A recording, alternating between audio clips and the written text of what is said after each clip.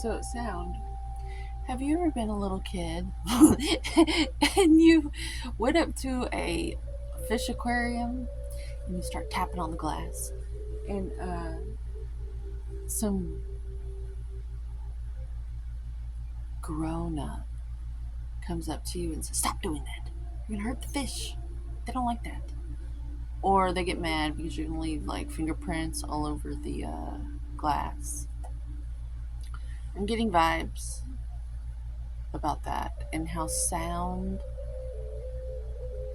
is affecting us all,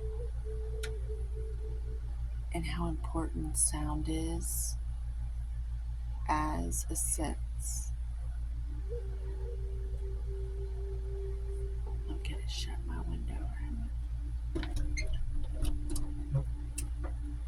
There's this situation where animals are very helpful as teachers during these times because they're the only ones who are in their nature in terms of sound. Um, there's this beautiful rhythm and flow in nature, even if it's chaotic, even if there's birds upset that there's some other animal lurking about and they're warning the others, it's pretty good.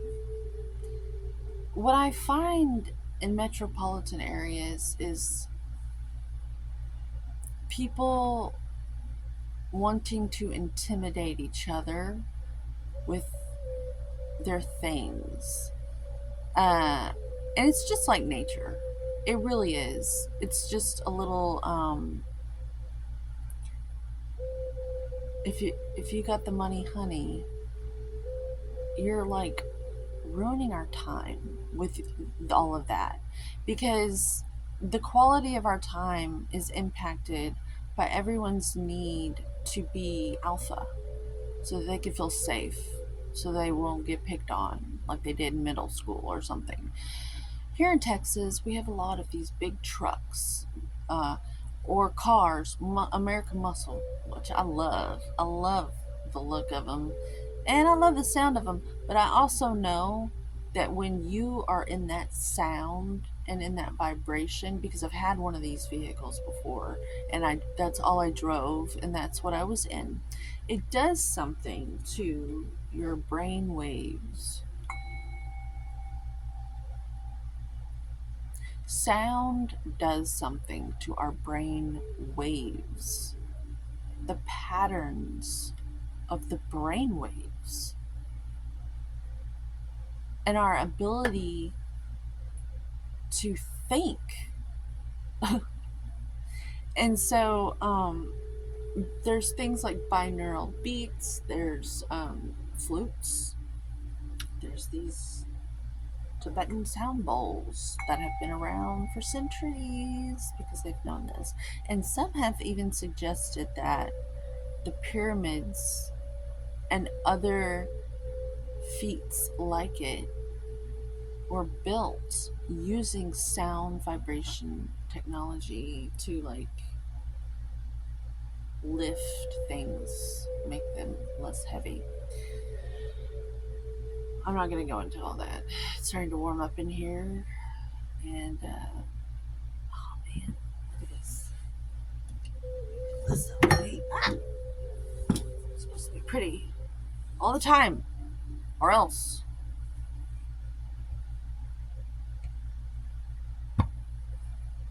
Supposedly. Okay, so I wanted to talk about fish and feelings. See, it was upside down. That's a sign. Just lines up. You don't even mean to. And feelings, and how there's stuff going on in the background of our world that people have not woken up to. Um, It's in the unconscious of us all. And these little videos, or just you in meditation, are changing all of it. Because once you become aware of something, it means you expose the truth somehow. And then that truth is known. Like on Game of Thrones, it is known. I think just being conscious of it does something to the group's awareness. We've all heard stories of people writing the same script. I have. Like, one guy will be writing a script over here for a movie, and then another guy over there will be writing a script. Or you'll hear about people who invent stuff, and it's like there's other people inventing the same thing at the same time. And that's what I mean by that. Like, it's just like in the conscious awareness of the group. All the elements are there, the conditions are right for this thing to come in. Well, right now we're learning about sound and how it affects our brain waves, which means, why is this important? It affects our mood. And if it affects our mood, it affects what we're creating, what we're bringing in, which is why we're all here, to be bridges and representatives, a representative of the Most High God. And I don't mean self-righteous. I mean a good representative of what we are. And if you can't handle it, a lot of times you'll use all these coping strategies. And that's what fish, I'm here to talk about fish because fish is kind of like Pisces. And Pisces, if it's unwell and unsupported and unchecked, if it's not doing well, can just, you don't want to meet Jesus's other side, if that makes any sense. You don't want to be around the opposite of Christ consciousness. You really don't. And that's what happens when you're in a bad mood and you're co-creating in this world.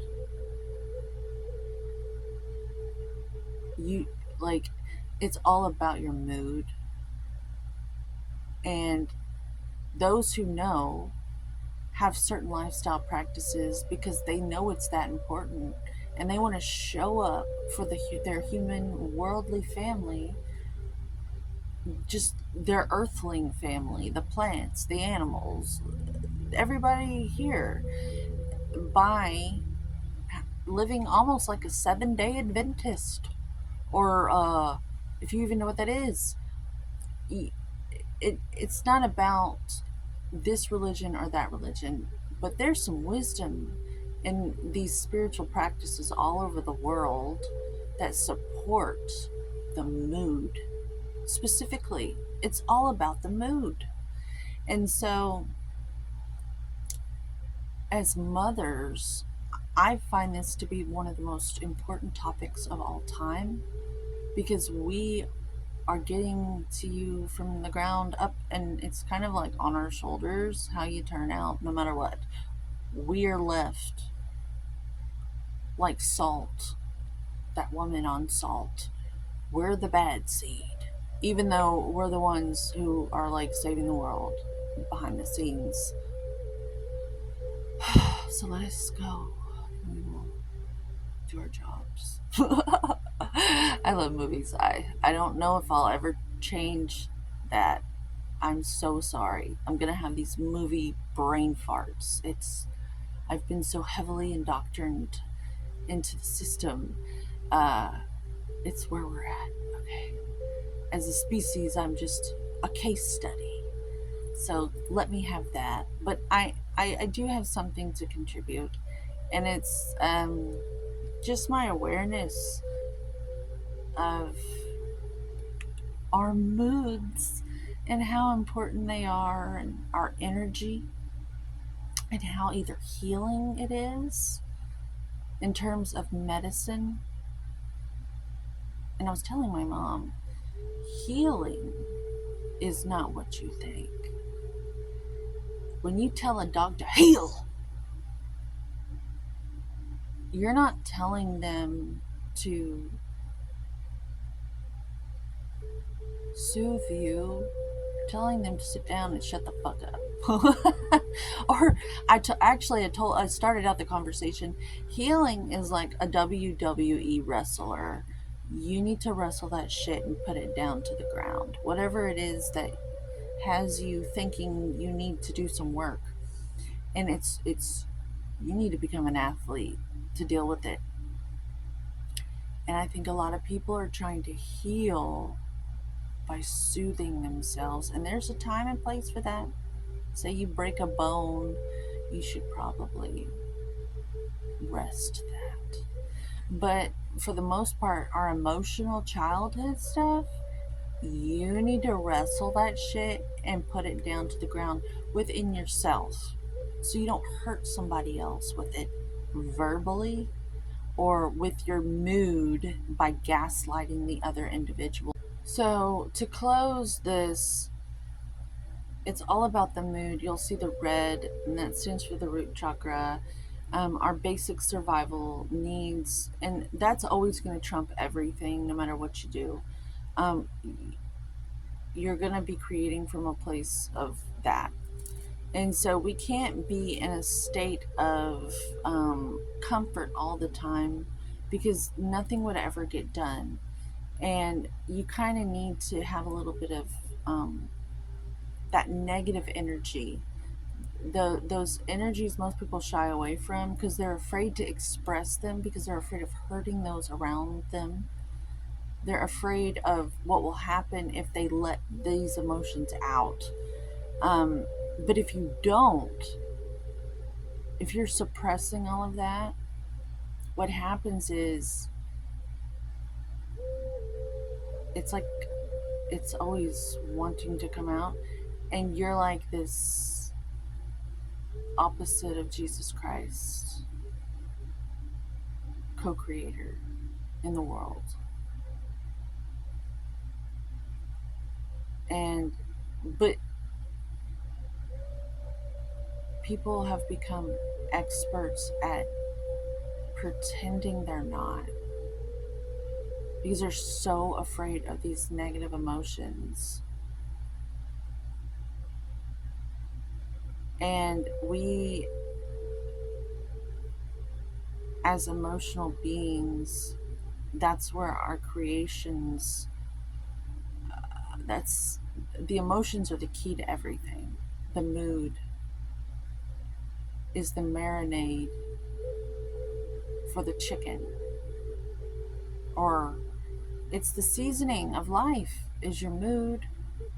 It's what creates your quality of life and your perception, which is why people will literally go on top of a mountain and seclude themselves and just dedicate their lives to it, because it is that important.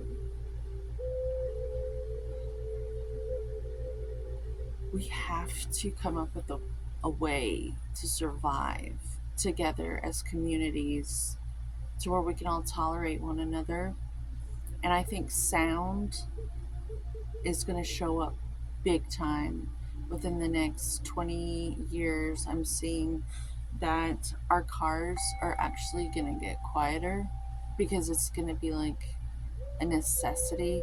People are going to start to realize that they don't want to be around growling, the suggestion of angry, snarling, growling, intimidating sounds all the time. It's having an effect on the emotional well-being of everyone. They're just unconscious to it, and they accept it because it seems cool, and it makes them feel intimidating for a moment. But I tell you, there's going to be this huge enlightenment collectively to where the group is going to come together and decide to vote against such things. And that's going to slowly start to be weeded out. And you're going to start to see more quieter and quieter engines, because we're not going to think that's cool anymore. We're going to know better and we're going to do better. And I foresee it. So if you were to like look into the future, that's what is going to be happening. It's like math for me. I see the mathematical probabilities, and that's how I can tell the future. I was trying to explain how I'm clairvoyant to my mother, and it's not it's not supernatural. It's just math and probability in this quantum formula that some of us are really good at it, I guess. But so that you're gonna see that, and I'll be back with more predictions. See, I should just be predicting shit, like for real. Like I don't want to romanticize you and like try to give you good vibes. It's too small for me. I can actually see the future. uh, um, I should play. I should get into stocks. I really should. I could probably do really, really well in that business.